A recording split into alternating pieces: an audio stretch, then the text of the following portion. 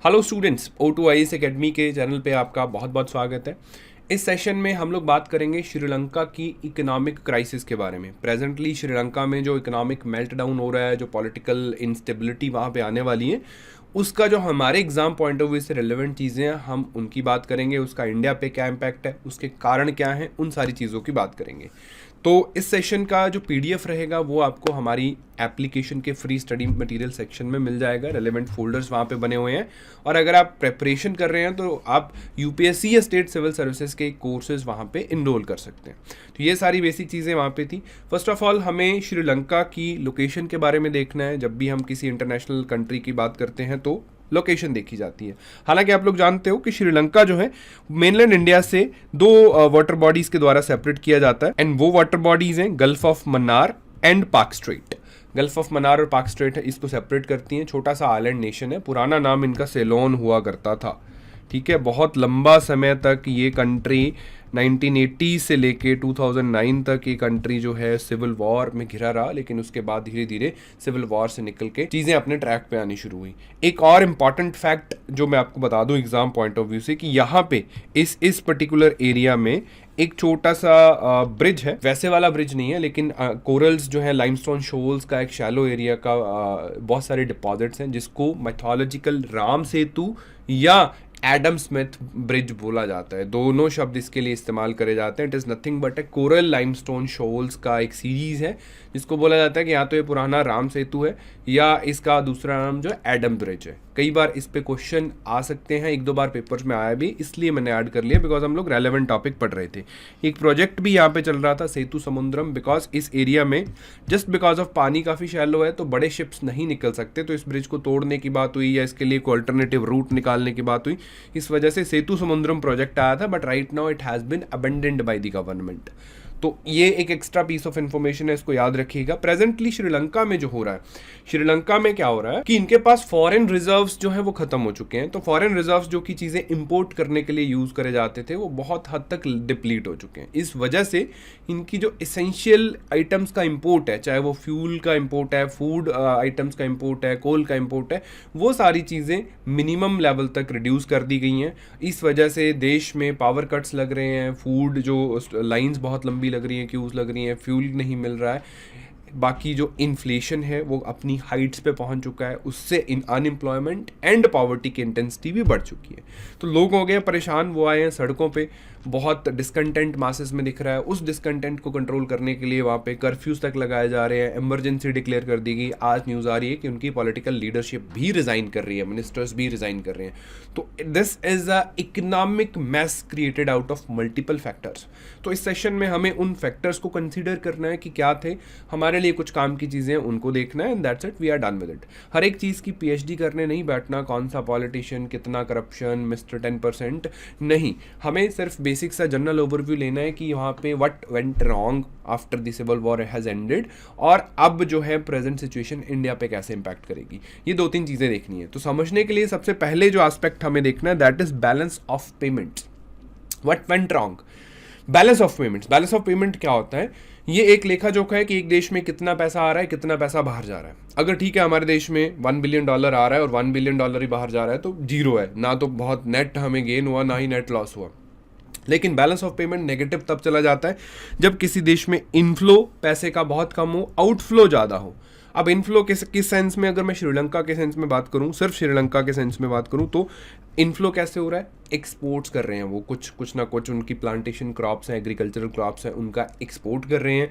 वहाँ पे टूरिस्ट्स काफ़ी आते थे इसमें, या उनको डेट डिप्लोमेसी ठीक थी, बहुत सारा लोन ले लेते थे तो पैसा इनफ्लो हो जाता था।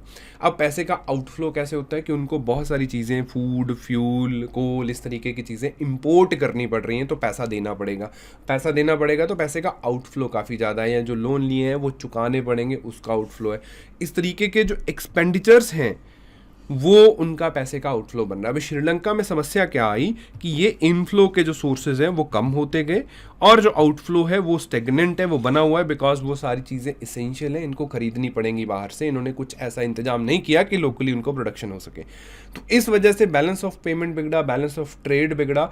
और जब आपको आउट इनफ्लो में आपको बहुत ज़्यादा फॉरेन करेंसी नहीं आ रही है लेकिन आपको फॉरेन करेंसी पे करनी पड़ रही है, तो आपका फॉरेन करेंसी का जो रिजर्व है, जिसको हम लोग फॉरेक्स कहते हैं, वो डिप्लीट हो गया।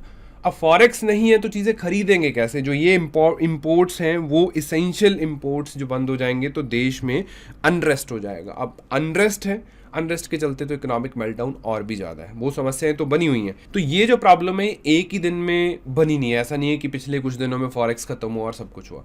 This was in the building after the, जैसे जैसे इनका सिविल वॉर खत्म होता है, बाकी सारी चीज़ें ट्रैक पे आती हैं, तो जो गवर्नमेंट का अथॉरिटेरियन एटीट्यूड था, जो गवर्नमेंट की पॉपुलिस्ट मेजर्स, लोगों को खुश करने वाली पॉपुलिस्ट, जो पॉपुलिज्म बेस्ड पॉलिटिक्स थी इनकी। पॉपुलिज्म क्या है कि जी ऐसी स्कीम्स, बहुत सारी फ्रीबीज दे दो लोगों को। फ्रीबीज देना कोई बुरी बात नहीं है, सोशल वेलफेयर करना कोई बुरी बात नहीं है, लेकिन अगर आपके पास उस फ्रीबीज के लिए पैसा देने के लिए रेवेन्यू कहीं से नहीं आ रहा, then it will be a difficult task. Economically हम लोग स्ट्रेच हो जाएंगे। तो ये फ्रीबीज का वहाँ पे फंडा था। पैसा कमाने के लिए जो टैक्स दिए जाते थे उनमें काफ़ी ज़्यादा टैक्स कट्स करेंगे। जस्ट ये भी एक पॉपुलिस्ट मेजर था, short sightedness of the policies हम लोग इसको कह सकते हैं। And this was a economic mismanagement जो कि ऑन गोइंग था। अब इस सारे चीज़ों के लिए पैसा खुद के पास तो है नहीं, इसको फ्यूल करने के लिए क्या कर रहे थे हम लोग? बहुत सारा डेट ले रहे थे। अब उस डेट का जो पैसा था, उस डेट के पैसे को भी फ्रीली यूज़ नहीं करा गया। यहाँ पे बहुत बड़ा अमाउंट ऑफ करप्शन जो है वो श्रीलंका में देखने को मिला और इसके बहुत सारे वैलिड प्रूफ्स हैं। पूरी जो राजपक्सा फैमिली है उनके खिलाफ, हर बंदे के खिलाफ करप्शन के केसेस पेंडिंग है और ठीक ठाक मोटी अमाउंट की करप्शन के काफ़ी ज़्यादा प्रूफ्स वहाँ पे मिले। तो करप्शन है, फ्रीबीज में पैसा लुटाया जा रहा है। अब डेट, एक हमने लोन लिया, उस लोन से कोई इकोनॉमिक एक्टिविटी हो रही है तो उससे पैसा कमा के चुका देंगे। अब एक लोन लिया, उससे फ्री में चीज़ें बांट दी हैं, जैसे 1990s में, 1980s और 90s के बीच में इंडिया में किया गया था। इंदिरा गांधी की या राजीव गांधी जी की सरकार थी, उस दौरान भी काफ़ी फ्रीबीज का फंडा हुआ था। वीपी सिंह की गवर्नमेंट बनी थी 1989 में, उसके दौरान फार्मर लोन्स को वेव ऑफ कर देना, इस तरीके की चीज़ें हमारे इंडिया में भी हुई थी और it also led us to the BOP crisis. Similarly यहाँ पे पिछले 8-10 साल की इनकी जो ओवरऑल मिसमैनेजमेंट है, इस वजह से काफ़ी ह्यूज बर्डन ऑफ डेट आ गया, but still country was moving ahead. लेकिन 2020 has a surprise and that is Covid lockdown लगा।